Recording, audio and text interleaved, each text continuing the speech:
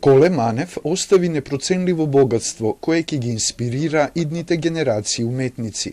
Неговото уметничко патување е неразделно поврзано со трагичната историја на македонските уметници кои биле протерани од своите домови за време на граѓанската војна во Грција 1948 година, велат од Друштвото на ликовни уметници на Македонија по повод заминувањето од животната сцена на нашиот сликар со светско реноме, режисер и сценарист Коле Манев.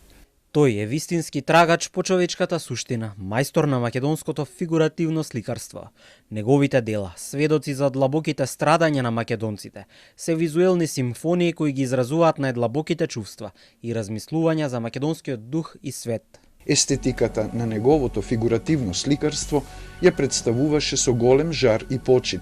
Секој негов потек беше потрага, подлабока и индивидуална експресија, а неговата уметност и денес продолжува да биде светилник кој што ја одразува колективната свест на општеството и го поставува прашањето каде одиме, додаваат од Длум.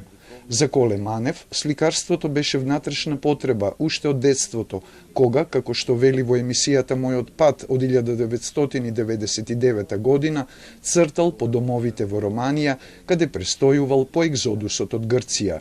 Тоа беше континуирана потреба, силна потреба во мене, за да се бавам со ликовна дејност, без некакви идеи дека треба да се стане славен, па треба да се стане, не знам, познат и така натаму. Повеќе да се задоволи она потреба внатрешна, која цел живот ме следеше.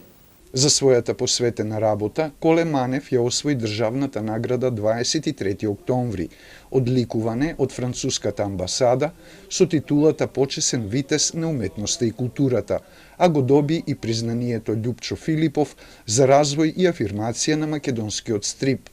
Почина на 83 годишна возраст по кратко боледување.